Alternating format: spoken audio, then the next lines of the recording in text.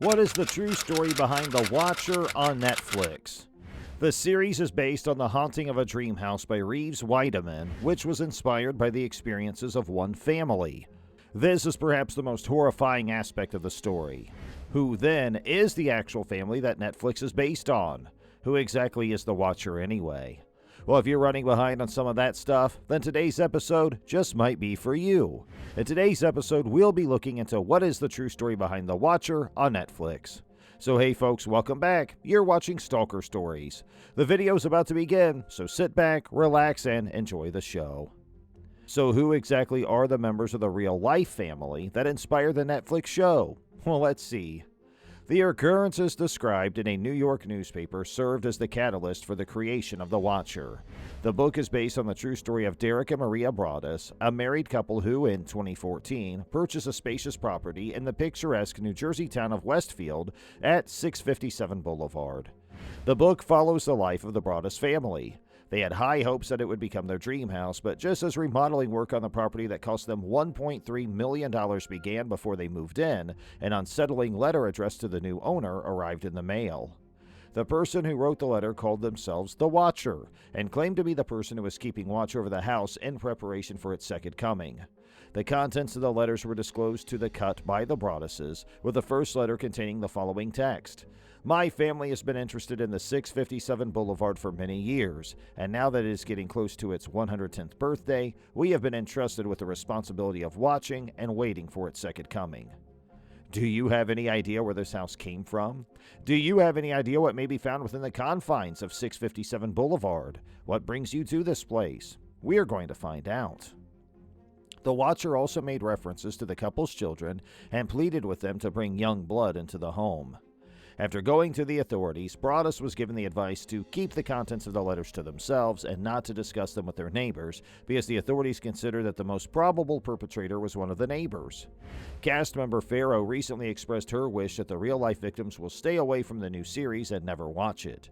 She explained that the real-life story was really only used as a jumping-off point for the Netflix show, and that it was a very different experience for them because they were only actors. And Ryan had created very different details.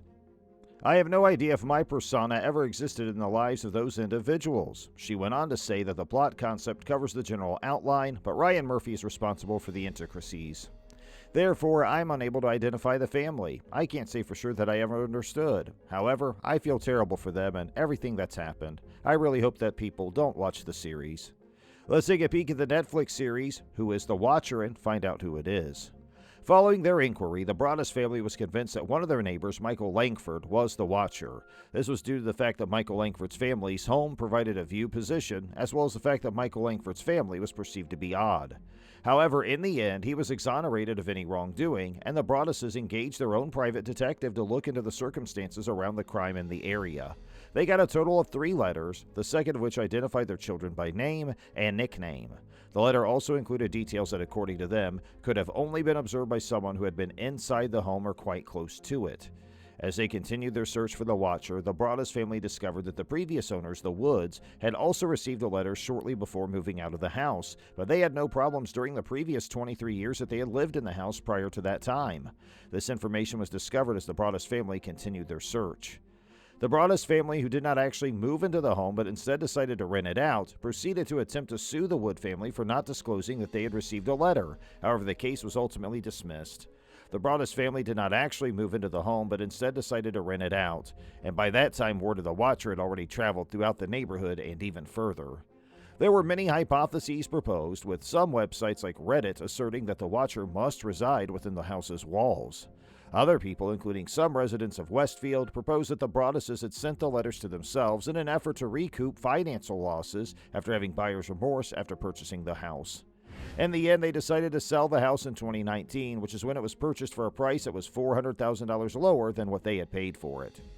Was there ever an answer to what the real tale was behind the Watcher? Well, let's see. The Watcher was never located, and to this day he or she has not been recognized, in spite of the fact that numerous investigations were conducted, both by law enforcement and by former FBI agents that were recruited by the Broadduses.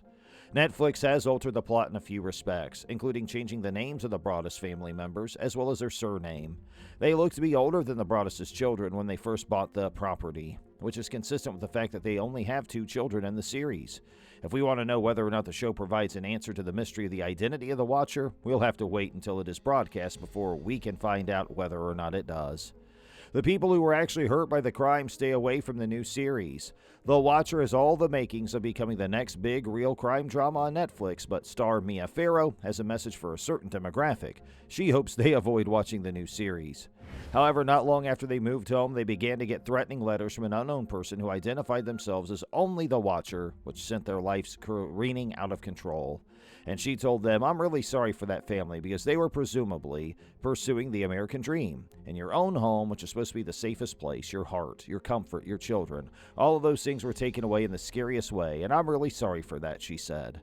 However, Farrow went on to clarify that the real-life tale, which was thoroughly recounted in an article published by New York Magazine, was in reality simply a beginning point for the new series created by Ryan Murphy. The prolific showrunner, whose other genre work includes Netflix's Dahmer and American Crime Story, has deviated from the truth in certain parts to put his own stamp on this peculiar suburban drama. According to Farrow, it was a really distinct experience for us because we were the sole actors and Ryan had devised extremely different elements. I have no way of knowing whether or not my character played a role in the lives of those individuals. That plot line covered the broad outline, but Ryan Murphy's responsible for the intricacies. Therefore, I'm unable to identify with the family. I can't say for sure that I ever understood, but I'm sorry for everything that they've been through. I really hope that people don't watch the series. During a conversation regarding the influence that dramatizations of genuine crimes might have on victims, Mia Farrow inquired as to whether or not she should feel guilty about having so much fun while filming The Watcher. Co-star Margot Martindale reassured her that it's okay. "It makes me feel good. I loved every second of being able to do it," said Martindale. Were you moved by the story's message? If you were, please mention it in the comments section below. So, as we near the end of today's video, please let us know how did you find today's episode. And this isn't the end, because we got more real stuff to be released in the following days, and we will always bring you the best of it right here. So, that's all we have for you today. If you want to see more videos just like this one, all you have to do is please subscribe to our channel.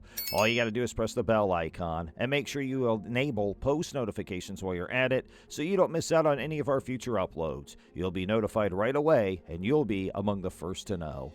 Also, please like our video and share it with your friends and family, and other fans of true crime drama in your inner circle that may enjoy our video series. We always will have new material waiting for you, so make sure you do subscribe and you will always be notified. Hey, we sincerely appreciate you spending time out of your busy day to hang out with us today, and we'll look forward to doing it again sometime soon. Have a great rest of your day, and thank you for watching.